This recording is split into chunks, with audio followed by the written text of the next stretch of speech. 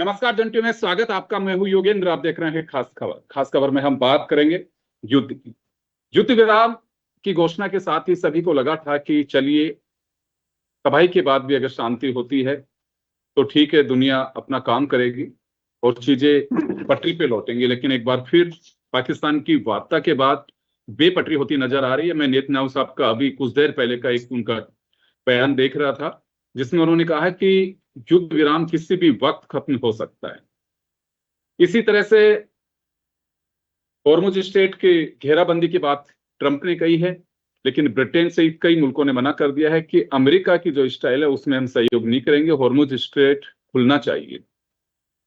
बहुत सारी चीजें चीन को भी अब अमेरिका ने लपेटा है और चीन ने कहा है कि हमारे बिजनेस इंटरेस्ट हैं और उसी के लिहाज से हम संबंध बना रहे हैं।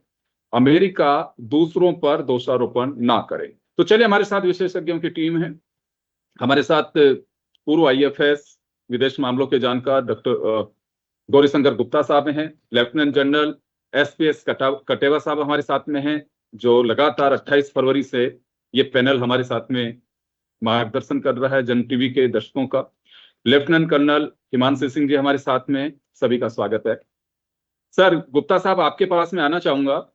हालांकि जब हम सैटरडे को इस पे चर्चा कर रहे थे कि पाकिस्तान में वार्ता होगी और वार्ता का क्या नतीजा निकल सकता है, तो उस वक्त भी संकेत दिए थे आप लोगों ने कि लगता नहीं है कि यहाँ कोई बात बन पाएगी, क्योंकि तल्खी बयानों में जिस तरह की आ रही थी पहले, तो उससे बहुत मुश्किल लग रहा था।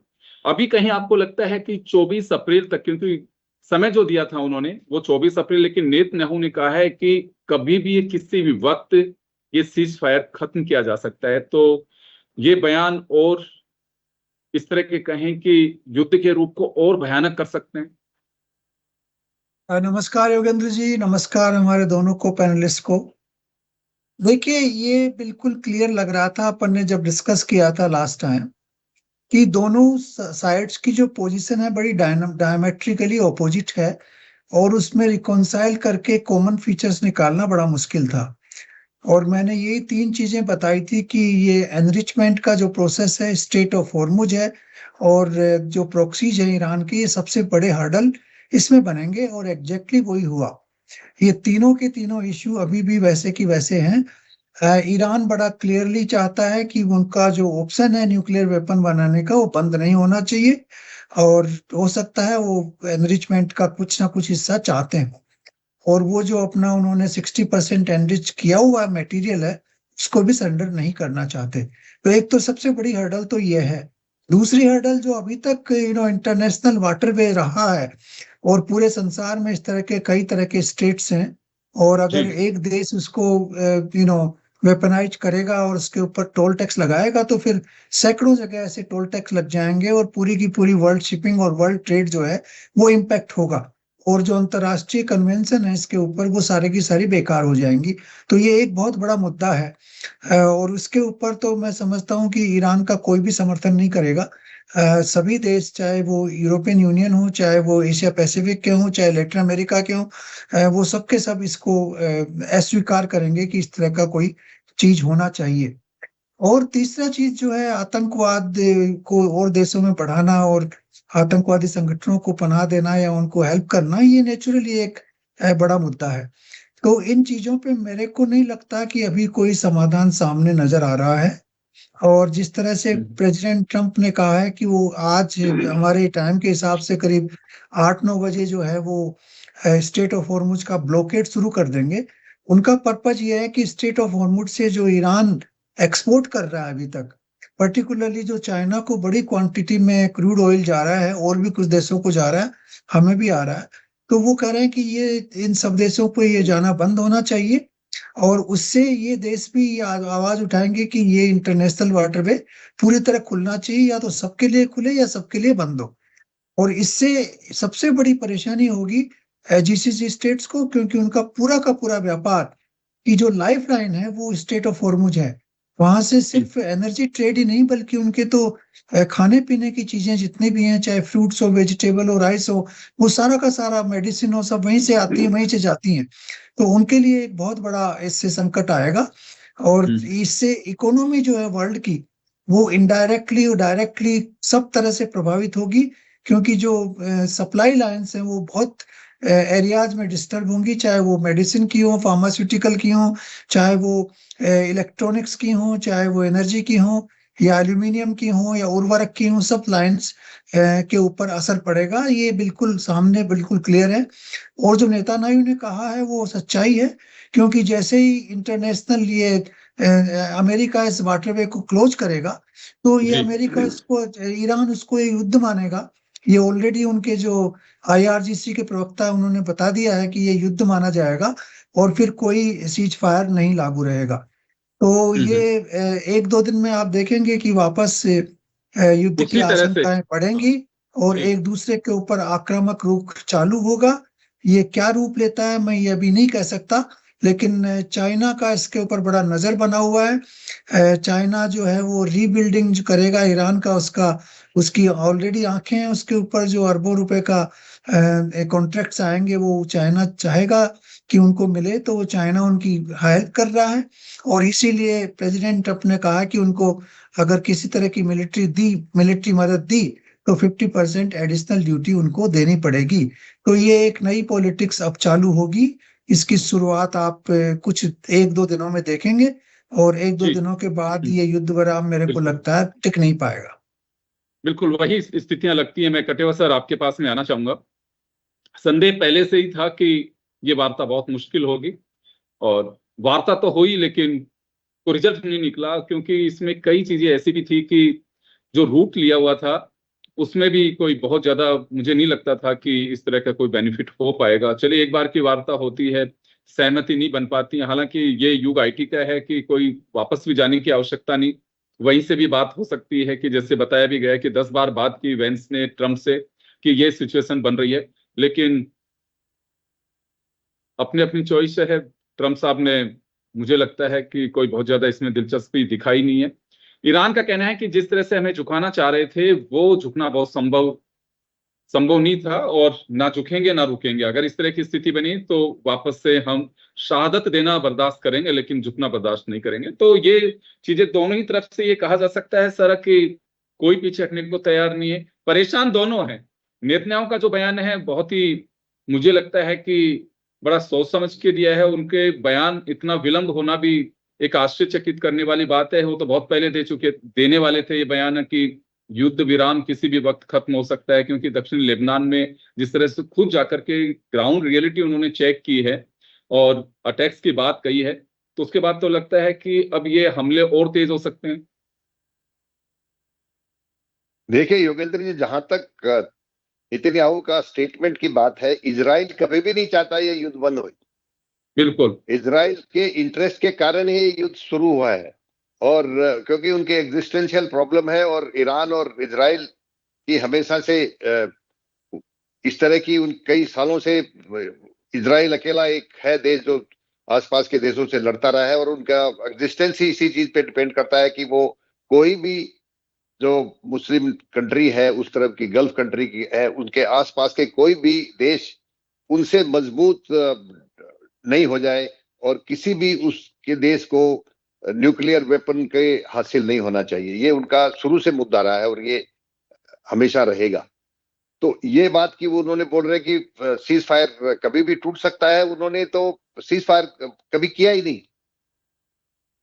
क्योंकि जब बिल्कुल अमेरिका अमेरिका के बम्बार्डमेंट चल रही थी और उनके जो इंफ्रास्ट्रक्चर को बर्बाद किया जा रहा था अमेरिकन फाइटर्स से, अमेरिकन बॉम्बिंग से, उस समय भी आपको मैंने भी बताया था कि इजराइल का ध्यान लेबनान की तरफ था। वो हिजबुल्लाह को के टारगेट करे जा रहा था, और ज्यादा के ज्यादा टारगेट उन्होंने वहां पे किए। आज भी उन्होंने जो हिजबुल्लाह का जो मेन हेडक्वार्टर है सदर्न लेबनान में, उसको बर्बाद करा है। और वो बोल रहे हैं कि इसको जगह के पर हमने अपनी जो ग्राउंड फोर्सेज है उससे हमला करके उसको कब्जे में ले लिया है। तो हिजबुल्लाह को खत्म करना उनके लिए बहुत ही एक जरूरी काम है, क्योंकि सदर्न लेबनान में हिजबुल्लाह का वर्चस्व है, और वो बार बार नदर्न इजराइल के ऊपर हमला करते रहते हैं। कभी रॉकेट फायर कर देंगे, कभी और इस तरह की छुटपुट हरकत करते रहते हैं। तो वो उस जगह को इस तरह इस हिजबुल्लाह के डोमिनेंस से खत्म करना चाहते थे, तो वो वहां पे हमला जी। कर रहे थे। जहां तक ट्रंप का सवाल है, आप रोज ही देख रहे हैं कि रोज ही गोल पोस्ट वो बदली कर रहे हैं। अभी शाम को भी उनका एक स्टेटमेंट आया है कि हॉर्मुज स्ट्रेट खुली है, और वो जो रुकावट लगा रहे हैं वो लगा रहे हैं गल्फ ऑफ ओमान के पास, क्योंकि हॉर्मुज स्ट्रेट ऐसी छोटी जगह है कि वहां पे कोई भी आप नेवी की बड़े बड़े जो नेवी के फाइटिंग पोस्ट है, जो बड़ी शिप है, उनको वहां नहीं लगा सकते, क्योंकि मैन्योरेबिलिटी नहीं है। टोटल 20-22 किलोमीटर का 20-22 नॉटिकल माइल की वहां पर विड्थ है, और इसलिए उन्होंने बोला है कि हम वो ओमान के पास गल्फ ऑफ ओमान है, जहां से हॉर्मुज स्ट्रेट से वापस जब शिप आएंगी वहां पे हम उनको रोकेंगे। तो अभी ऐसी हालत हो गई है कि पहले हॉर्मुज स्ट्रेट के ऊपर ईरान रोक रहा है, और ईरान किसी जहाज को छोड़ेगा उसको अमेरिका रोक रहा है। तो कोई भी जहाज वहां से निकलेगा तो दो जगह पे उनके हिसाब से, ईरान के हिसाब से वहां से उनकी परमिशन चाहिए, और उसके आगे अमेरिका की परमिशन चाहिए। दो देश जो परमिशन दे रहे हैं आपस में बात नहीं कर रहे। तो ऐसा क्यों होने वाला है? अगर ये दोनों ने वहां पे, अगर आज 1-1.5 घंटे बाद मालूम चलेगा क्या होता है। दूसरी बात क्या है कि योगेंद्र जी, जितनी इंश्योरेंस कंपनीज हैं उनका बहुत सारा पैसा इन जहाजों में लगा रहता है, और उन्होंने अपना हाथ खींच लिया है फोर्स मेजोर करके। फोर्स मेजोर ऐसा क्लॉज है कि भाई जो चीज आपके बस में नहीं है, वो अगर ऐसी स्थिति हो गई है तो हम इंश्योरेंस के लाइबिलिटी हमारे ऊपर नहीं रहेगी। तो क्योंकि इंश्योरेंस कंपनीज ने अपने हाथ पीछे खींच लिए हैं, तो उससे भी एक बहुत बड़ा रुकावट इस चीज के अंदर आ गई है। इसके साथ साथ अभी सऊदी अरेबिया और यूएई के तो कम से कम 2 पाइपलाइन ऐसी हैं जहां से वो काफी सारा, एक सऊदी अरेबिया तो रेड सी से बहरीन के पास से वो उनकी पाइपलाइन चलती है, जैसे ईस्ट वेस्ट पाइपलाइन कहते हैं, उससे वो रेड सी में उनका टर्मिनल है, वहां से एक्सपोर्ट कर सकते हैं।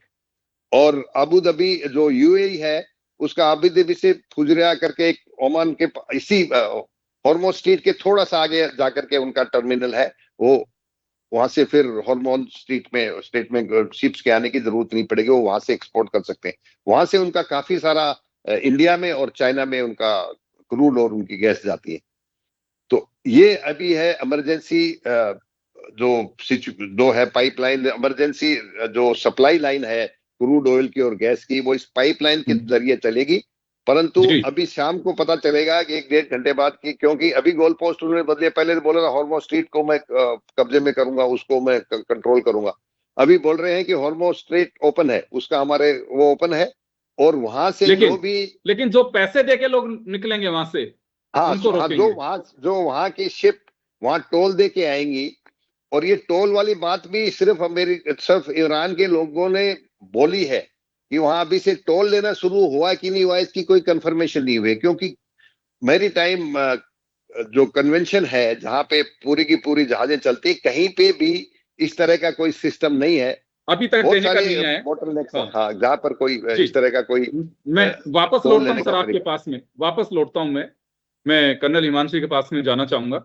मैं अगर हॉर्मुज स्ट्रेट में अगर ये टोल नाके की तरह काम किया, उनको एक तरह से कहूं कि पैसे देने शुरू किए, तो ऐसे रूट्स बहुत सारे स्टेट्स हैं, तो वहां पे भी ये स्थितियां बन सकती, एक बात। दूसरा, जैसे पहले दिन से हम लोग चर्चा कर रहे हैं, तो ये बात कही जा रही है कि ट्रंप बहुत स्मार्ट और सुलझे हुए हैं, लेकिन उलझ गए इसमें नेतन्याहू के चक्कर में। और ये युद्ध, क्योंकि अमेरिकन भी पूछ रहे हैं, बहुत सारे लोग हैं वो पूछ रहे हैं कि भाई अपना क्या रोल था यहाँ पे। अब क्या लगता है कि अमेरिका धमकी के साथ साथ कुछ विचार भी कर रहा है कि हम क्यों उलझे अभी इसमें? देखिए योगेंद्र जी, तुर्की बास्फोरस जो स्ट्रेट है वहां पर जाने वाले शिप से आपको पता है टोल वसूलता है, तो ये नई बात नहीं है। लेकिन जो ईरान कर रहा है वो एक खुली जगह पे कर रहा है, यानी कि यूएन क्लॉज जो है उसके अगेंस्ट है। लेकिन देखिए, हर देश के पास अपना एक्सक्लूसिव इकोनॉमिक जोन होता है जो उसको दिया जाता है, लेकिन उसके बियॉन्ड तो इंटरनेशनल वाटर शुरू हो जाते हैं। अब अगर आप इंटरनेशनल वाटर्स में इस तरह की हिमाकत करते हैं तो वो डेफिनेटली गलत है। और जो उसके बाद जो अमेरिका कर रहा है, that is also definitely very illegal. इसीलिए ईरान कह रहा है कि हम क्रिप्टो करेंसी में पैसा लेंगे। वो कह रहा है कि ठीक है, आपको चेक करना है, चेक कीजिए, क्योंकि वो अनट्रेसेबल रहेगा।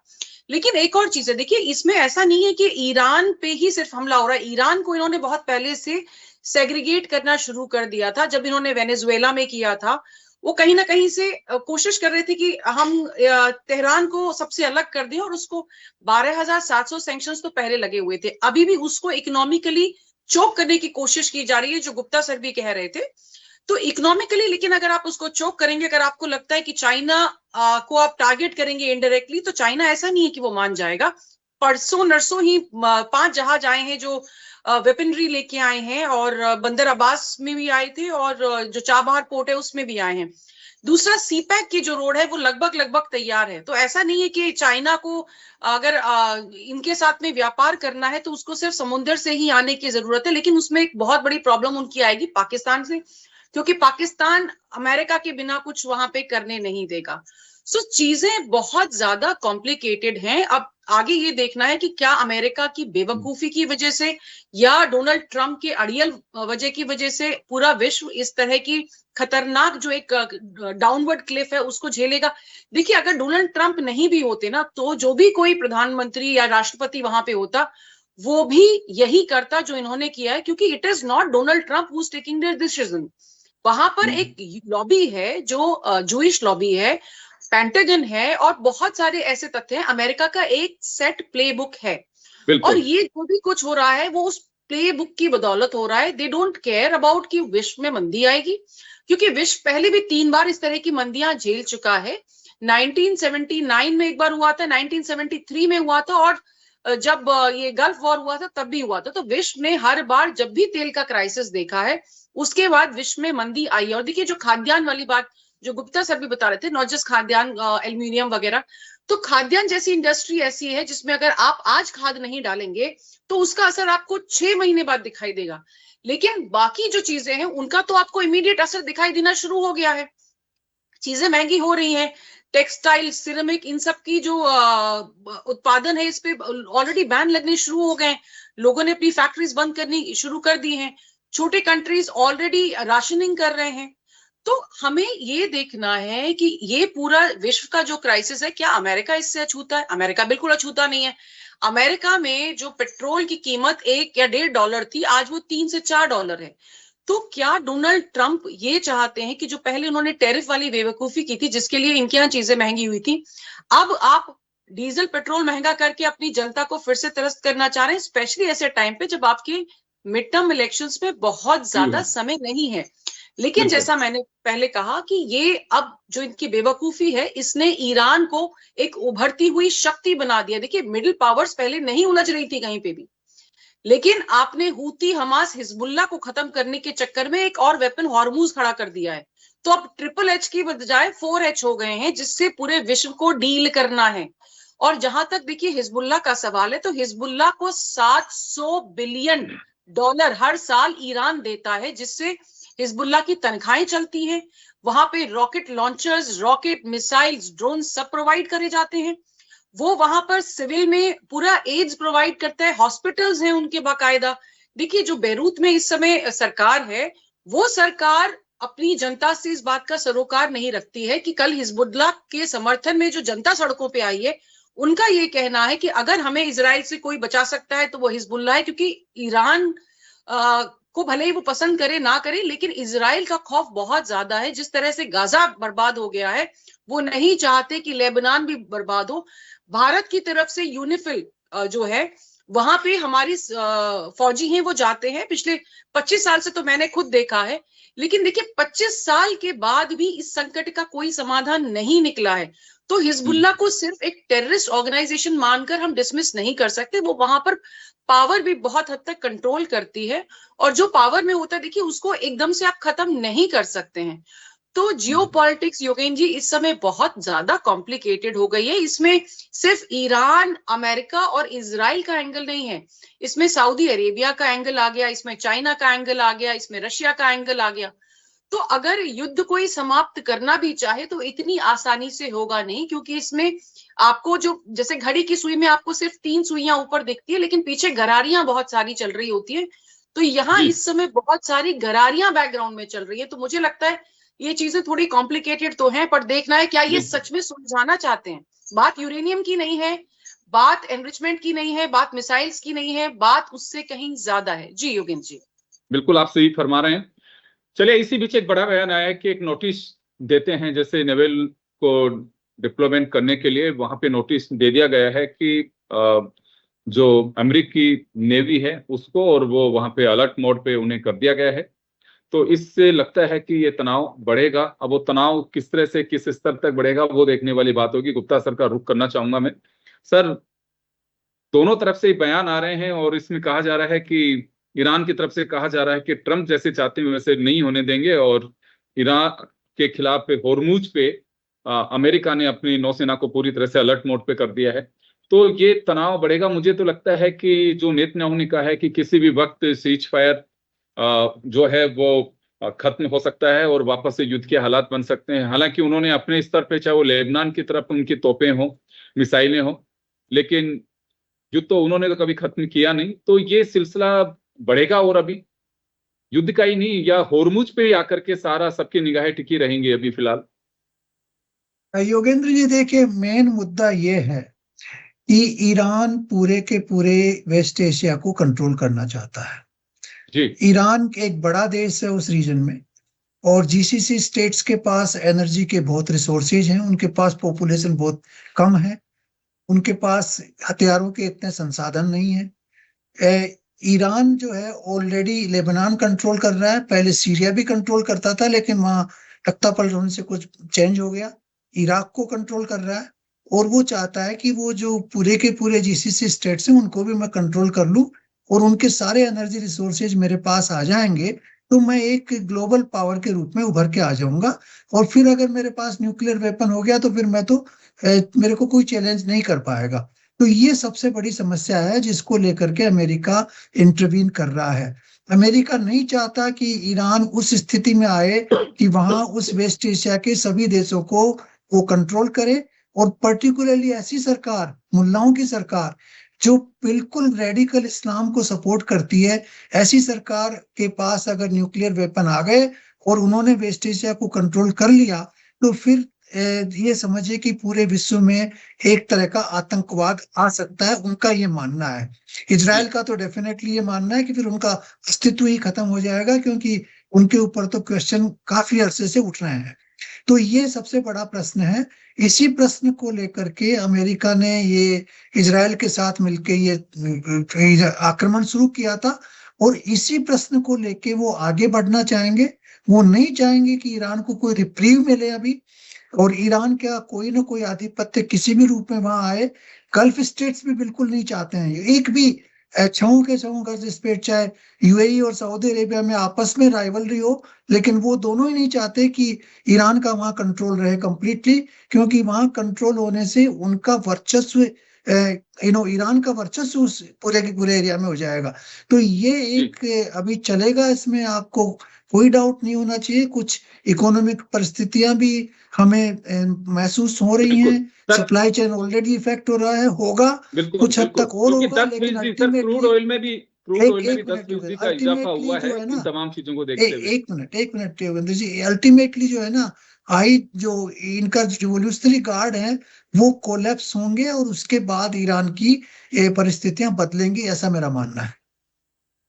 बिल्कुल सर, सबसे बड़ी बात वर्चस्व की है, और वहां पे जो स्थिति बन रही है, क्योंकि गल्फ कंट्री हैं वो उनको ये डर है कि अमेरिका की छत्रछाया में हम लोग चल रहे हैं, क्योंकि वो शांति प्रिय लोग हैं। और जिस तरह से अभी इस युद्ध के दरमियान वो डिस्टर्ब हुए हैं, उन्होंने पाकिस्तान को भी याद दिलाया है कि आपका हमारा एग्रीमेंट है सऊदी अरब ने, तो फाइटर जेट्स उन्होंने तैनात किया, वो ईरान के खिलाफ काम ले पाएंगे नहीं ले पाएंगे, क्योंकि ईरान की जद में सऊदी अरेबिया हो, चाहे कतर हो, चाहे यूएई हो, सब उसकी जद में जो आएंगे, क्योंकि यूएस के बेस जो हैं वो हैं, और उसके अलावा वहां पे जो इंस्टीट्यूशंस हैं उन्हें भी अब निशाना बनाया जा सकता है, क्योंकि जब युद्ध विराम हुआ तो यही हालात बने हुए थे। मैं कटेवा सर का रुख करना चाहूंगा। सर, समय कम है, एक एक मिनट आप और हिमांशु मैम से मैं जानना चाहूंगा।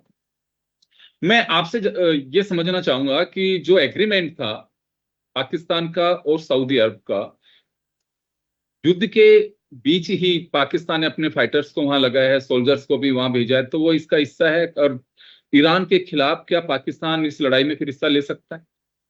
क्योंकि सऊदी अरब अगर जंग होगी तो सऊदी अरब भी निशाने पे होगा ईरान के।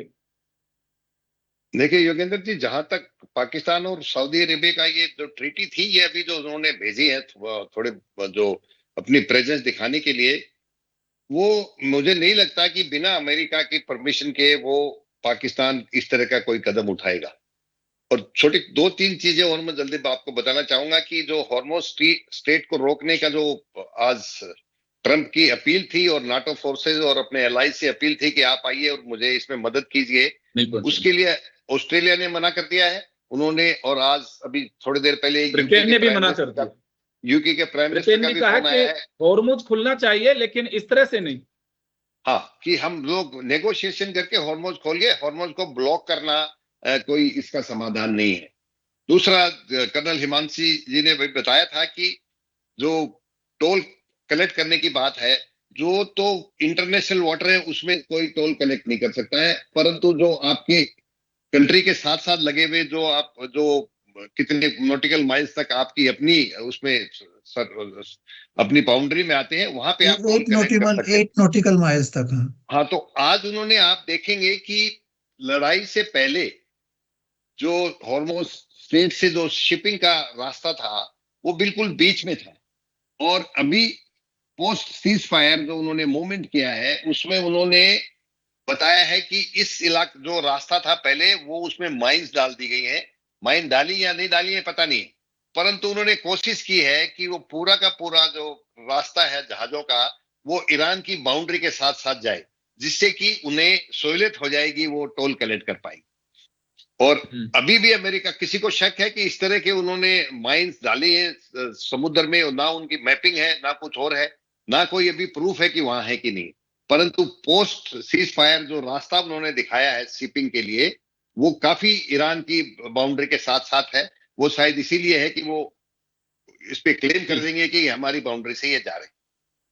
जी चलिए, मैं समय कम है सर, मैं कर्नल हिमांशी का रुख करना चाहूंगा। इसी बीच रूस का एक बयान आया है, उन्होंने कहा है कि हॉर्मुज स्ट्रेट पर इस तरह का तनाव ठीक नहीं है, दुनिया को ये सारा डिस्टर्ब करेगा। दूसरी तरफ ईरान ने भी कहा है कि अमेरिका की हठधर्मिता हम बर्दाश्त नहीं करेंगे। तो कर्नल हिमांशी, आपके पास में आना चाहूंगा। इस बीच जब सीज फायर का रहा तो हलचल, आपको लगता है कि शांति बहाली की ओर कदम बढ़े होंगे, या फिर वापस से एक अपेक्षित या संभावनाओं को देखते हुए दोनों तरफ से इस बीच तैयारियां और कर ली गई होंगी? योगेंद्र जी, इस सीज फायर में सिर्फ फायर ही फायर है, कुछ सीज नहीं हुआ है, ये बहुत क्लियर सी बात है। देखिए, ये इनको एक थोड़ा समय चाहिए था रेस्ट एंड रिकूप का, और डिप्लोमेसी को एक चांस देना चाहते थे, बिकॉज चाहे जैसे भी हालात हो, डिप्लोमेसी कभी बंद नहीं होती है। चाहे आम दुनिया को दिखाते रहे कि हम मार रहे हैं एक दूसरे को, ये कर रहे वो कर रहे, लेकिन बैक चैनल पे देखिए, ये सिर्फ 2 देश प्रभावित नहीं है, इससे पूरा विश्व प्रभावित है। लेकिन क्योंकि इनकी हठ धर्मिता है कि वो देखिए 2 पैरेलल लाइंस चल रही हैं, जैसा मुझसे पहले भी 2 पैनलिस्ट ने बताया, जो पैरेलल लाइंस है वो नहीं मिल सकती हैं। एक कहते हैं मुझे यूरेनियम एनरिचमेंट करना है, दूसरा कहता है मैं करने नहीं दूंगा। एक कहता है मुझे मिसाइल बनानी है, वो कहता है मैं बनाने नहीं दूंगा। एक कहता है मुझे हार्मोज पर टोल लगाना है, तो दूसरा कहता है मैं भी लगाऊंगा। तो ये मिल कहाँ रहे हैं? See it is not going to be so simple, क्योंकि जैसा मैं पहले कह रही थी, पीछे रशिया की तरफ से भी बहुत बयानबाजी आ रहे हैं। आपने साउथ कोरिया से आप जो सिस्टम्स थे उनके डिफेंस सिस्टम्स वो निकाल लिए हैं। साउथ कोरिया अलग गुस्सा हो गया है कि भाई हम अब मारे जाएंगे। तो चीजें जो पहले अनकॉम्प्लिकेटेड थी उनको आपने ऑलरेडी बहुत ज्यादा कॉम्प्लिकेटेड कर दिया है। नाटो कंट्रीज अलग बिदक रही हैं, तो अब क्या हो गया ना जी, डोनाल्ड ट्रंप फूफा बने हुए हैं ना, इन्होंने इतने फूफा कनेक्ट कर दिए हैं कि अब हर किसी को समेट पाना थोड़ा मुश्किल होगा। जी बिल्कुल, आप सही कह रहे हैं मैम, और स्थितियां उसी तरह की लग रही हैं। लेकिन अभी मैं एक बात कहना चाहूंगा कि जो डेडलाइन हॉर्मुज की दी हुई है, ट्रंप वहां से बैक भी हो सकते हैं, क्योंकि ट्रंप पे प्रेशर बहुत है उन्होंने, और अगर नहीं होते हैं तो इसका मतलब मान के चलना, जैसे गुप्ता साहब ने कहा कि अगले 2-3 दिन हैं वो सारी चीजें वैसी ही होंगी। और सख्त चेतावनी भी दी हुई है ट्रंप की ओर से, और ये कहा गया है कि इस पे हम किसी भी तरह की हरकत को बर्दाश्त नहीं करेंगे। जो टैक्स देंगे वहां पे टोल टैक्स देंगे, उन्हें फिर हम यहाँ से गुजरने नहीं देंगे। देखते हैं अभी क्या होता है। खैर चलिए, आप सभी का बहुत बहुत शुक्रिया। खास खबर में इतना ही, दीजिए इजाजत, नमस्कार।